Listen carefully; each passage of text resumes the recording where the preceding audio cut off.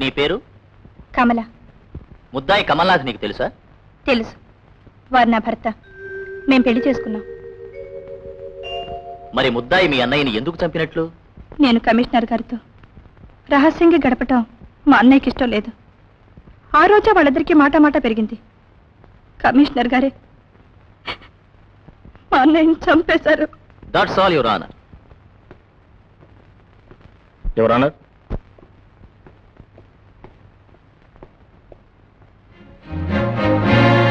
నా అంత కొడుకున్న కమిషనర్ నువ్వు పెళ్లి చేసుకున్నావు. మీ అన్నయ్య వచ్చేటప్పటికి ఆ గదిలో నువ్వు కమిషనర్ ఏం చేస్తున్నారు? Objection your honour. ముద్దాయి మామూలు వ్యక్తి కాదు, పోలీస్ కమిషనర్. ఇది వారి క్యారెక్టర్ని దెబ్బతీసే విషయం గనక ఇది కేవలం నింద మాత్రమే నిరూపించడానికి నాకు ఈ అవకాశం ఏమని కోరుతున్నాయి your honour. Objection overruled. Thank you your honour. మీ అన్నయ్య మీ గదిలోకి వచ్చేటప్పటికి మీరిద్దరూ ఏం చేస్తున్నారు? మంచం మీద ఉన్నా. నగ్నంగానా? బట్టలు లేకుండానా? మీ అన్నయ్య వచ్చినా అలాగే ఉన్నావా? లేను. పక్క గదిలో పారిపోయి తలుపులేసుకున్నాను. అంటే కమిషనర్ మీ అన్నయ్యని చంపడం నువ్వు చూడలేదు? లేదు. చూశాను. అక్కడే ఉన్నాను.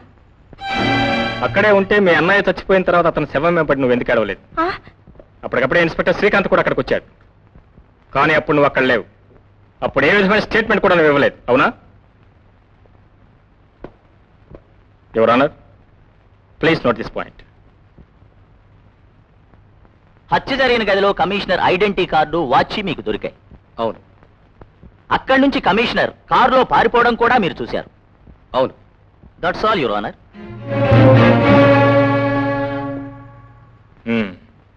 కమిషనర్ గారి కారు స్పీడ్ గా పోవటం మీరు చూశారు.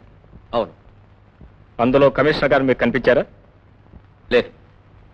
కానీ ఆయన కారు నడిపే తీరు నాకు బాగా తెలుసు. నేను అడిగేది ఆయన కారు నడిపే తీరును గురించి కాదు, ఆ కారులో మీరు కమిషనర్ ఉండటం చూశారా అని. చూడలేదు. That's all your honour. ఈవేళ దేవుడు నా చేత అంతా నిజమే చెప్పిస్తాడు. ఆ దేవుడు చెప్పించకపోతే అన్ని అబద్ధాలు చెప్తావన్నమాట. తప్పు నాయన, నేను సరాసరి దేవాలయం నుంచి వస్తున్న దైవభక్తుణ్ణి. ఒకసారి నిన్ను ఈ పోలీస్ కమిషనర్ లాకప్ లో వేయించి కొళ్ల పొడిపించేశారు. అబ్బా, ఇప్పుడు అదెందుకు గుర్తు చేస్తావులే నాయన? ఆ కోపంలో ఈ హత్య నువ్వే చేసి కమిషనర్ మీద నెట్టావు. తప్పుడు సాక్ష్యం సృష్టించావు. తప్పు నాయన, అలా చెప్పిన వాడిని చెప్పు తీసుకొట్టు. అసలు ఈ హత్య జరిగినప్పుడు నేను ఊళ్ళోనే లేను. కానీ పోలీస్ రిపోర్ట్ ఇవ్వడానికి మాత్రం అప్పటికప్పుడే వచ్చేశాం. Please note this point your honour. ఇది నేరావడం గురించా?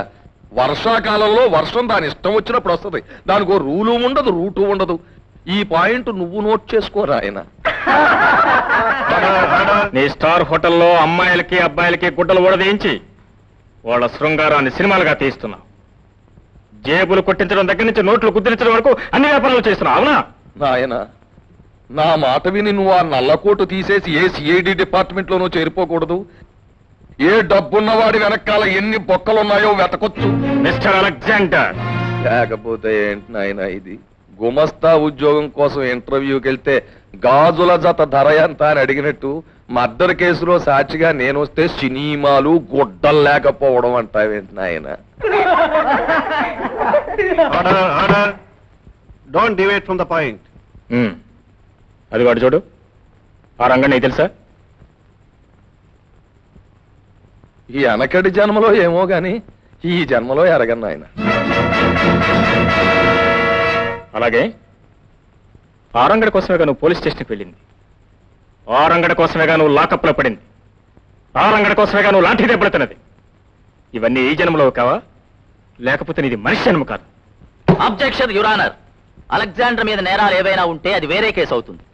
ఈ కేసులో అతడు సాక్షి మాత్రమే. ఆ సాక్షి ఎంతటి నీతివంతుడో న్యాయస్థానానికి తెలియాలిగా. ముద్దాయి అవినీతిని కప్పిపుచ్చాలని సాక్షులందరూ అవినీతి పరులోని రుజువు చేయడానికి తెగ అవస్థపడిపోతున్నారు డిఫెన్స్ లాయర్. ఈ కేసులో ముద్దాయి తనకు వయసు మళ్లిపోయినా తన కూతురు లాంటి అమ్మాయిలతో అక్రమ సంబంధాలు పెట్టుకున్నాడు. తన అధికారాన్ని ఉపయోగించి వల్ల వేసుకున్నాడు. అబద్ధపు సాక్ష్యాలతో అన్యాయంగా తనకు శిక్ష పడుతుంటే చూస్తూ ఊరుకునే అమాయకుడేం కాదు ఈ ముద్దాయి. హత్యకు కారణం చెప్పడం లేదు గాని ప్రేమనాథుని చంపినట్టు మౌనంగా అంగీకరిస్తున్నాడు. కనుక కోర్టు వారు ఈ ముద్దాయికి తగిన శిక్ష విధించి న్యాయపీఠం మీద ప్రజలకున్న విశ్వాసాన్ని పెంచమని కోరుతున్నాను. యువర్ ఆనర్, ఒక్కోసారి తను చేయని నేరాలను కూడా చేశాన్ని ఒప్పుకునే పరిస్థితులు ముద్దాయి కలగవచ్చు, లేదా ఆ పరిస్థితులు పైకి చెప్పుకోవడం ముద్దాయికి ఇష్టం లేకపోనవచ్చు.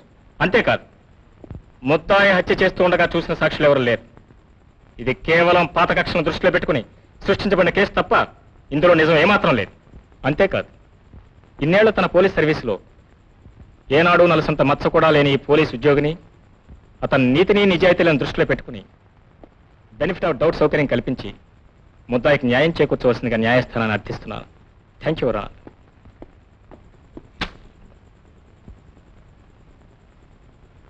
ముద్దాయి చెప్పుకోవాల్సింది ఏమైనా ఉందా? ఏమీ లేదు.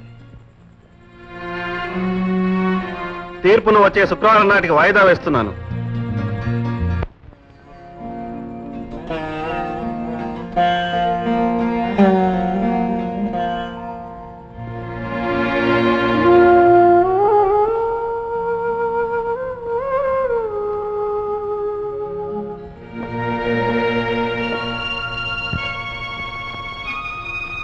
అమ్మా, ఇవాళే కోర్టులో తీర్పు.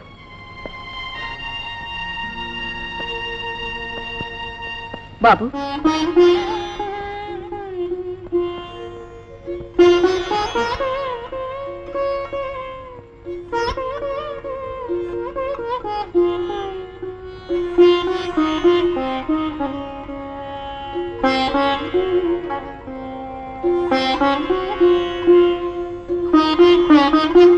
ధర్మం జయిస్తుంది.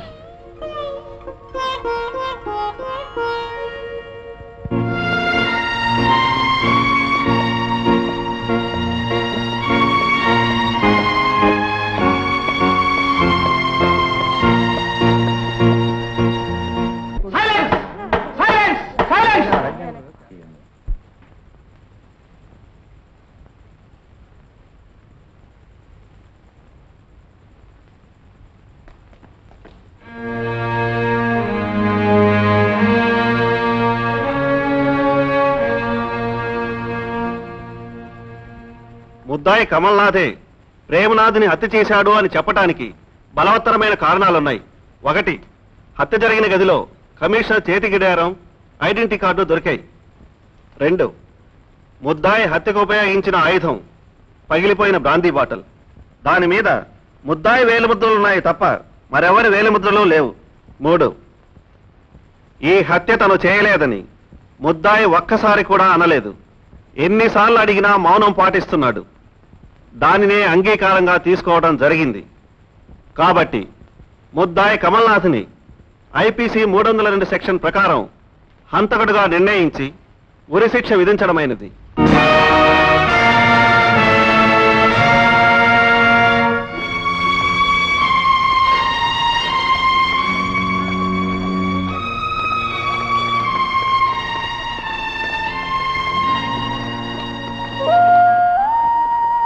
No, my chair.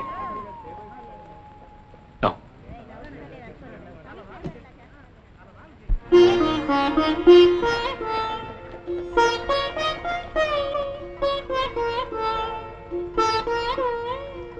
Well done, my boy.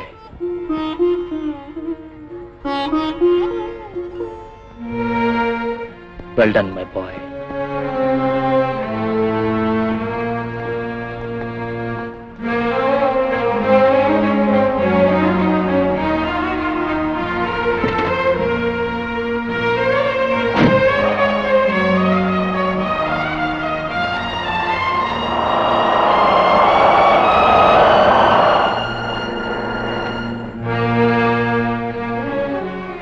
బాబు,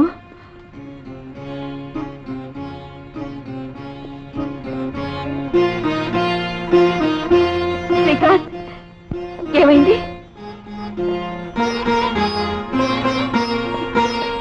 ఏమిట్రా? ఎవరో మాట్లాడే? అమ్మా, అమ్మగారు, అయ్యగారి గురించి చేసేదేనమ్మా.